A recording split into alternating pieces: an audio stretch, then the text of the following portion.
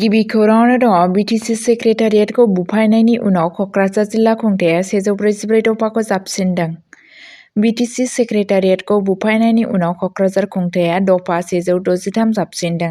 जिल्ला खुंथाया BTC secretariat complex आरो खाथि खालानि टाउन ओनसोलफोराव आयेन आरो आब्रुथिखौ लाखिनो थाखाय भारतारि नोगोरारि रैखाथि संबिधा 2023 आगुआव CRPCनि दफा 144 नि 163 थि दफानि सिङाव होबथानायनि बिथोन होदों। BTCनि ट्राइबेल फरायसाफोरनि सोद्रोमा होननानै दाबि खालामनाय फरायसाफोरनि मोनसे हानजाया 29 नबेम्बरखालि गनायथि गैयाजासे BTC सेक्रेटारियेटआव हाबदोंमोन आरो बिधान सभानि सिङाव धोन सम्पथिखौ खहा खालामदोंमोन। बेनि उनाव बे थिरांथाखौ लानाय जादों। बे जाथाया मावख'गिरिफोरखौ गिदोंमोन आरो सोरखारि मावख'गिरिफोराव हेंथा होदोंमोन। जिल्ला मेजिस्ट्रेट मासान्दा एम्पार्टेन बिथाङा बुङो दि आयेन बेरेखायै जुथुम आरो हेंथा सोमावसारनायनि गोबां खैफोद दं, जाय गोजोनखौ हेंथा होनो हागौ आरो जिउ आरो सम्पथि खहा जानो हागौ। बेखौ होबथानो थाखाय गोख्रों होबथानाय जादों। साब्रैनि बारा सुबुं थुबुर जानायनि गनायथि गैया। हानजा सुरनाय दिन्थिफुंनाय, लाउडस्पिकार बाहायनाय, हाथियार एबा खामग्रा बेसाद खालामनायखौ होबथानाय जायो। सरकारि सम्पथिनि खहा जायोब्ला आयेननि सिङाव साजा होनाय जागोन। डिउटियाव थानाय सोरखारि मावख'गिरि, रैखाथि मावथिफोर, इमारजेन्सि सिबिथायनि मावथिफोर, आइजोफोर, बैसोगोरा सुबुंफोर आरो 12 बोसोर बैसोनि उन्दै गथ'साफोरखौ बे होबथानायनिफ्राय रेहाय होनाय जादों। बे बिथोनआ उननि फोसावनायसिम गोहोम खोख्लैगोन। कक्राझाराव गोजोन आरो थासारिखौ लाखिनो थाखाय पुलिस आरो रैखाथि हान्जाखौ नेमफोरखौ गोख्रोङै मावफुंनो बिथोन होनाय जादों। नैथि खौराङावनो दङ कटन मुलुगसोलोंसालिनि बायजोआव मोन 6 हारिनि ST थाखाय थामोनथाखौ हेंथा होनो थाखाय फरायसाफोरा लामायाव सोमावसारदों। ST स्टेटासनि थांखिखौ लानानै कटन मुलुगसोलोंसालिनि बायजोआव फरायसाफोरा धर्ना होदों। मोन 6 गोदान हारिफोरखौ अनुसूचित जनजाति STनि मान होनो थाखाय सरकारनि थांखिखौ हेंथा खालामनानै 8 ट्राइबेल हारिनि रोजा रोजा फरायसा लाइमोनफोरा कटन मुलुगसोलोंसालिनि मोखाङाव गोजोनै धर्ना होयो। हादोरसा आयेन आफादाव हानजा DOMआ गावनि रिपर्टखौ गथायनायनि उनाव हेंथा खालामनाय जागायदोंमोन। फरायसा आफादफोरा बुङो दि गोबां हारिफोरनो STनि थामान होयोब्ला थाखानाय सिडिउल्ड ट्राइबफोरनि मोनथाय आरो रैखाथिया लोरबां जानो हागौ। बिथांमोनहा सांग्रांथि होदोंमोन दि बेयो हानि मोनथाय, रिजार्भेशननि मुलाम्फाफोर आरो सिगांनिफ्रायनो सोलिबोनाय संबिजिरारि रैखाथिफोराव गोहोम खोख्लैनो हागौ।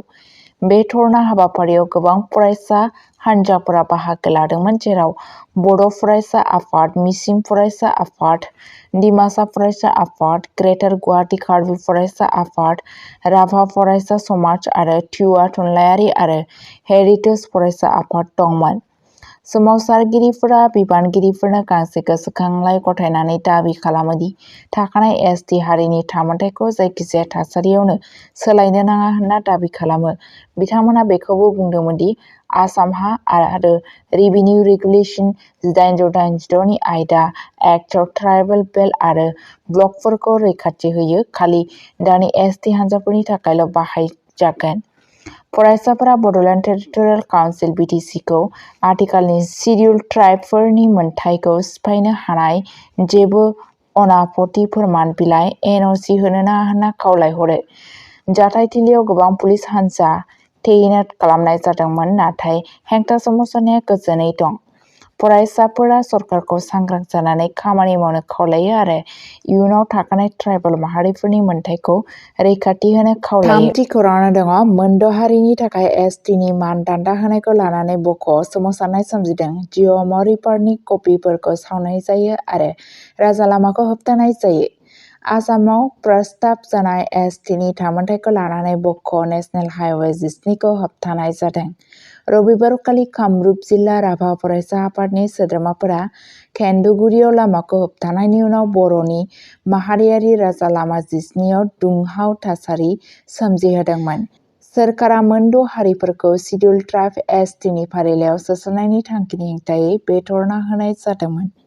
फरायसाफोरा सोमावसारगिरिफोरा सरकारनि बेरेखा स्ल'गान होयो आरो मरान, मथक, आहम, चुटिया, कच, राजबंशी आरो साहा जनजाति हारिफोरखौ STनि मान होनायखौ हेंथा होयो।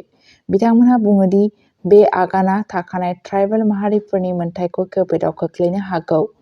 सोमावसारनायनि बाहागो महरै सोमावसारगिरिफोरा ग्रुप अफ मिनिस्टार जिअ'आमनि रिपर्टनि कपिफोरखौ सावदोंमोन। जाथायखौ सामलायनो थाखाय बर' थानानि पुलिसआ जाथायथिलियाव सौहैयो। जेबो हिंसानि खौरां मोननाय जायाखैमोन आरो होबथानाय जोबनायनि उनाव ट्राफिक सरासनस्रा थांलाय फैलाय जागायफिनदोंमोन।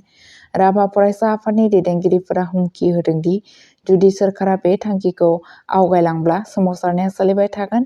बड'लेण्डजों लोगोसे आसामनि गुबुन गुबुन जायगाफोरावबो बेबादिनो हेंथा दिन्थिफुंनायखौ नुनो मोननाय। ब्रैथि खौराङाव दङ बिटिसिनि बुंथिगिरिया सेक्रेटारियेटनि जाथायखौ सोंखारिदों। एसटि स्टेटासनि हेंसायारि सोमावसारनायनि गेजेराव बुथारनायनि कैसार खालामदों होनना दाबि खालामदों। बिटिसि एसेमब्लिनि बुंथिगिरि त्रिदिप दैमारिया रबिबाराव 29 नबेम्बर खालि बिटिसि सेक्रेटारियेटआव सोमावसारनाय जाहोनाव जानाय खहाखौ नायबिजिरो। बिथाङा बे जाथायखौ गोख्रोङै सोंखारियो आरो बुङो दि हेंथा सोमावसारनायनि मुङाव हिंसाया गनायथाव नङा। बिथाङा दायनिगिरिफोरखौ थाबैनो हमनो थाखाय खावलायो। दैमारिया बुंबावदों दि मुंदांखा बड'लेण्ड दैदेनगिरिफोरखौ बुथारनो नाजानायनि कैसार खालामनानै नाजादों। बे जाथाया बै समाव जायो जेब्ला मोनसे ट्राइबेल फरायसा आफादनि दैदेननायाव रोजा रोजा बर' फरायसाफोरा बड'लेण्ड मुलुगसोलोंसालिनिफ्राय बड'फा नोगोरनि बिटिसि सेक्रेटारियेटसिम हानजा सुरदोंमोन। बिथांमोनहा आसाम सरकारनि मोन 6 हारिफोरनो शिडिउल्ड ट्राइब एसटिनि थाथाय होनायनि थिरांथाखौ हेंथा खालामगासिनो दंमोन, जाय बिथांमोनहा फोथायो दि बेयो थाखानाय एसटि हानजाफोरनि मोनथायफोराव गोहोम खोख्लैगोन। हानजा सुरनाय समाव सोमावसारगिरिफोरा प्रमद बर', हाग्रामा महिलारि, गबिन्द बसुमतारी आरो गिबि मन्थ्रि हिमन्त बिश्व शर्माजों लोगोसे गोबां दैदेनगिरिफोरनि बेरेखायै स्ल'गान होयो। उनाव होंगो दोंगोआ बिटिसि सेक्रेटारियेटनि लांगोना सिङाव हाबहैदोंमोन। रैखाथि हानजाफोरा थासारिखौ सामलायनो थाखाय जुजिनो गोनां जादोंमोन। गाग्लोबनायनि उनाव बिबानगिरिफोरा गोख्रों रैखाथि राहा लादोंमोन आरो नब्लांसिम रायजो राजाफोरनि हाबनायखौ आबुङै होबथादोंमोन। बे जाथाया 10 दिसेम्बराव जानो गोनां बिटिसिनि बाजेट जथुमनि एसे सिगां जादों। फाहामनायनि खामानिया जागायबाय आरो बिटिसिनि बिबानगिरिफोरा बुङो दि दायनिगिरिफोरनि हेंथायै आयेननि राहा लानाय जागोन। नायबिजिरनाया गोख्रों सोलिबाय थानायनि उनाव सिकिउरिटिआ गोख्रों